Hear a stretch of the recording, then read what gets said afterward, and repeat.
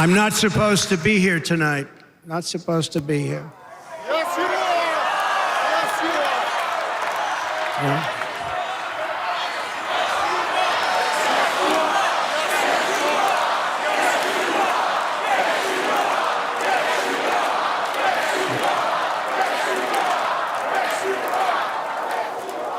Thank you. But I'm not. And I'll tell you, I stand before you in this arena only by the grace of Almighty God.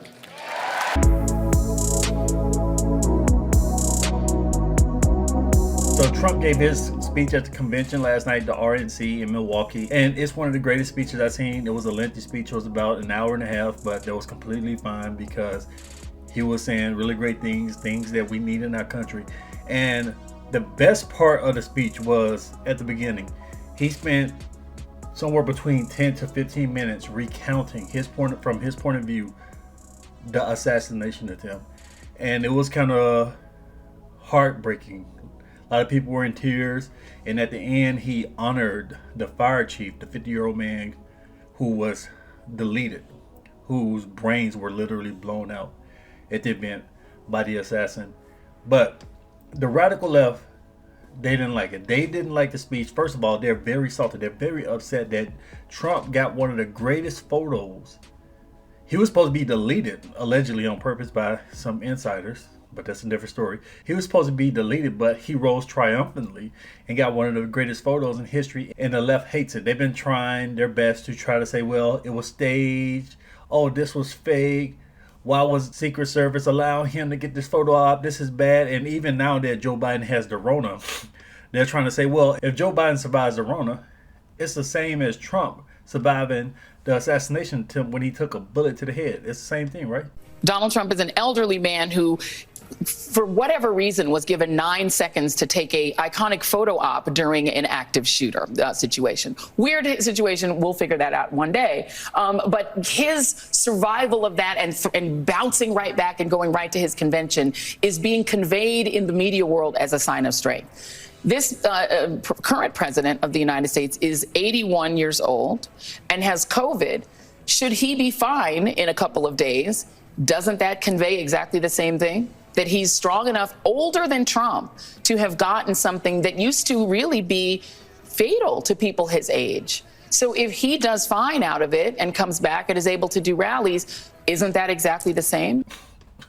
Ridiculous from the left. These people are evil scum, and they can't say anything positive about what we're going to do today. We're going to talk about CNN bitching. CNN bringing in their quote-unquote fact checker to fact check Trump. They need to be fact checking themselves because they are a trash, hateful, terrible organization, and they're part of the fake news media who help push the hatred to Trump. We got nearly half of the country upset that Trump did not die. And why? Because they've been brainwashed by the arm of the Democrat Party, the left-wing media, partly CNN. But let's go ahead and look at this clip here with this dumbass talking about all of these things. I would say this. CNN needs to learn two words. They need to learn what the meaning of hyperbole is, and they need to learn what the meaning of relative is. Because Trump has been speaking politically for over 10 years, and he's been in a presidential race since 2015, 9 years.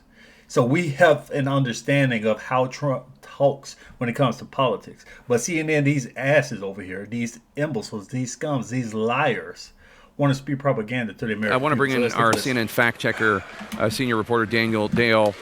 Daniel, you've listened to quite a few Trump speeches, and I know that the challenge of being a fact. Look at his ass. He's just itching. He's like, come on, Jake, just hurry up with the introduction so I can get to my propaganda. Please, I have it all written down, and I just can't wait to lie to the American people. Checker in this modern era, especially of President Trump, is one, he says so many things that are not accurate within a short period of time. But two, it's quite frequently you say the same lies or misstatements over and over and over. How did tonight's speech match up? It was a remarkably long acceptance speech, Sheikh, and a remarkably dishonest acceptance speech. I counted at least 22 false claims from Donald Trump on first listen. Let's start with one of the... So the debate, it was 34. These Democrats, they always have a number. It was 28 false statements. It was 34 lies at the debate, stuff like that. So they always come up with these numbers that they just pull out of their ass. But let's go ahead and see what this fool has to say. Wildest claims he made. Listen to what he said about the state of the world when he was president.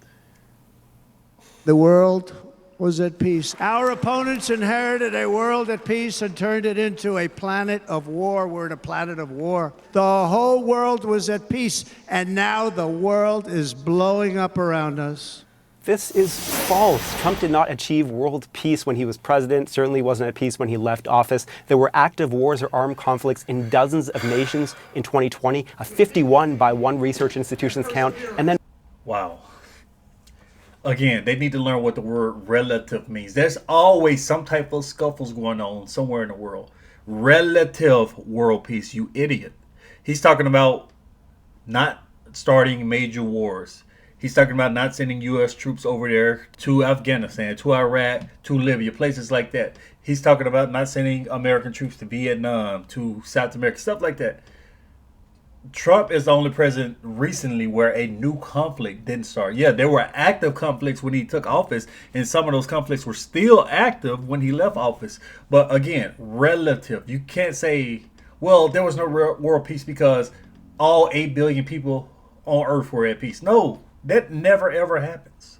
He's talking about compared to the previous few decades, how was his presidency in terms of war, starting wars, getting America involved and stuff? How was his presidency compared to, let's go back 50 years?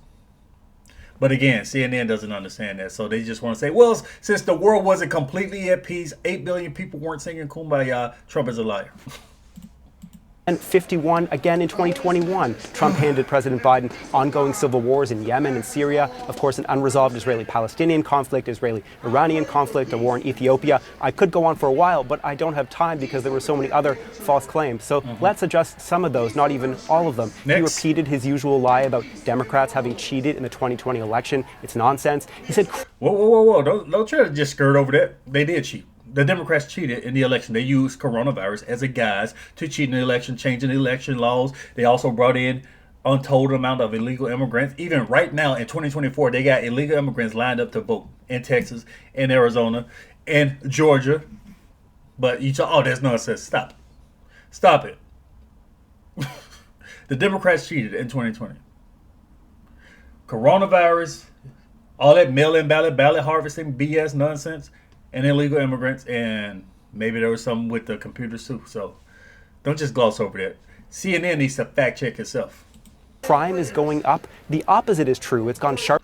Well, I just did a video. He's going to say crime is going down under Biden. Complete lie, because again, illegal immigrants bringing all types of crime. But I guess it's racist to say that. California, I just did a video on California. The government in Sacramento is threatening Target. They said, Target, you're reporting too much crime. If you continue to report crime, we're going to attack you. We're going to fine you for being a public nuisance for reporting crime. So California is intimidating businesses into not reporting crime. So it alters the stats. See, if you don't report a crime, the crime never happened. Therefore, we have less crime. But this guy's a stone cold liar, man.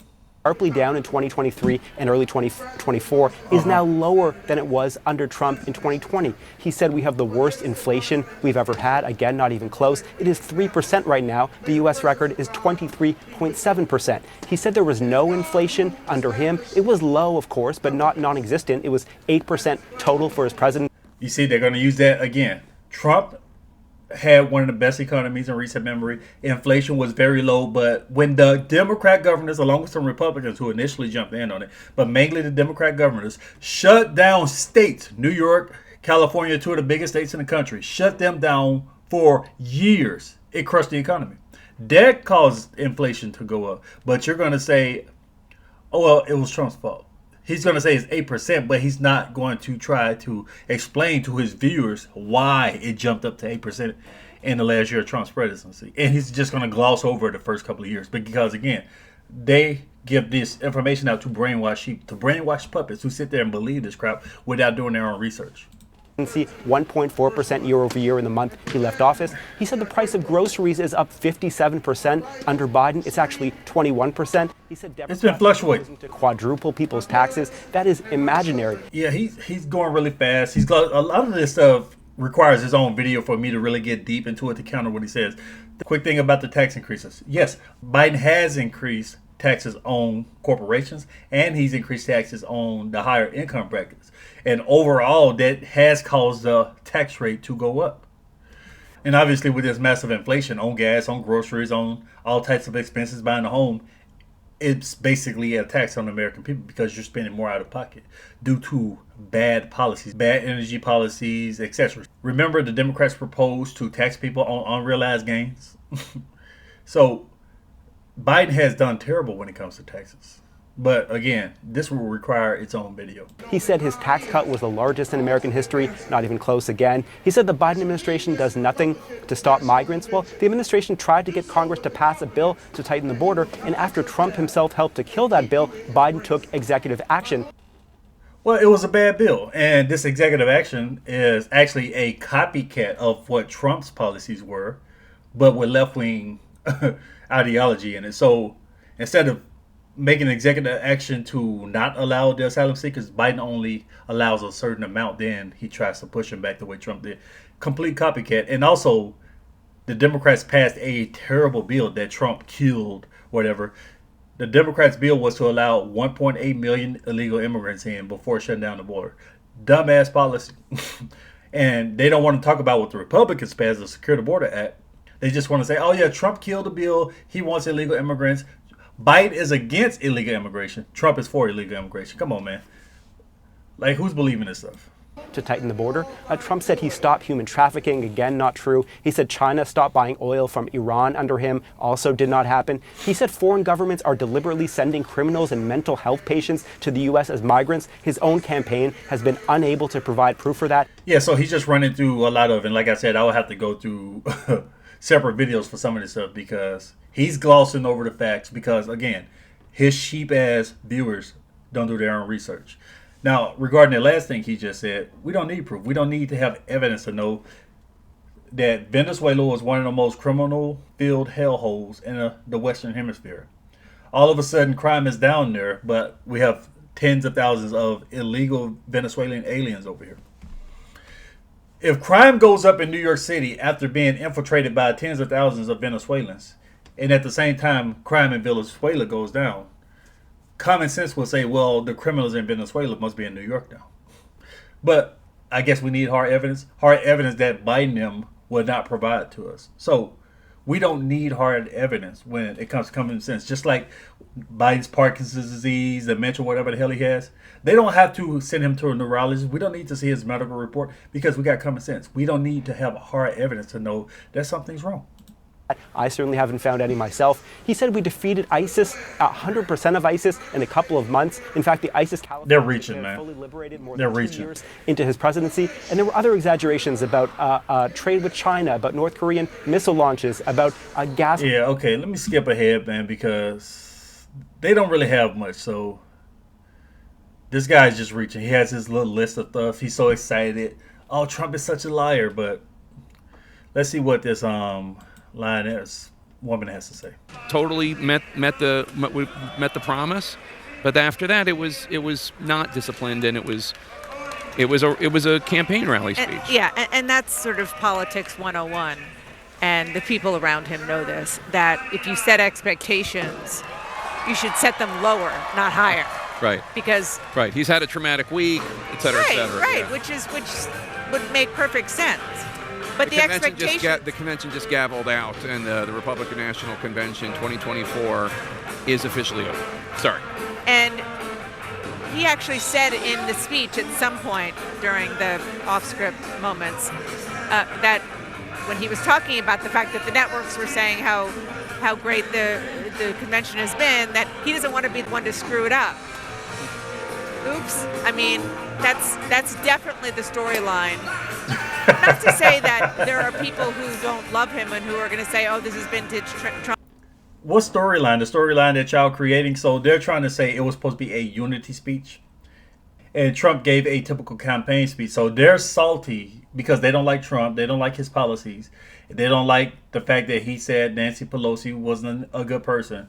So they're saying, well, Trump messed it up. He's off script because he's not a vegetable reading from a teleprompter like their guy. He went off script.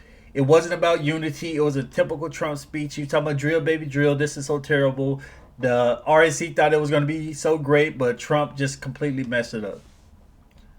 Trump, and I love him, but that's not the point of this convention. The point of the convention and a speech like this is to continue to expand his reach. And How the hell you going to tell the Republican presidential nominee, the leader of the Republican Party, what the point of the convention is? The point of the convention is whatever Trump wants it to be.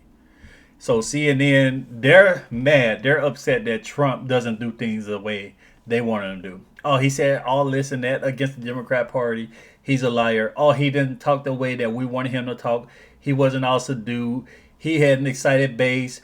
He had great policies, and our guy's a corpse. So therefore, we're going to bitch and cry about it and call him a liar. And I'm not sure that he did anything to convince people that he is different from the person that we have seen. And the word that you used, Jake, discipline, that is a word. I mean, how many times have we heard over the past 8 years his people who have come in and out of his orbit say, well, he's going to be disciplined this time. You watch, he's going to be disciplined. The only time I really remember that happening was for... What the fuck does that even mean? Trump is going to be disciplined. There's nothing wrong at all with what Trump did. It was a great speech. But again, I heard enough of this, man. These people are just upset that their guy's a corpse. They got nothing. They have nothing in the bench. Even after Trump, you got a lot of great guys. You got J.D. Vance. You got Vivek Ramaswamy. You got Byron Donalds. You got a lot of great young talent in the Republican Party. The Democrats, who they got? Kamala. They got nothing. Lying ass Gavin Newsom.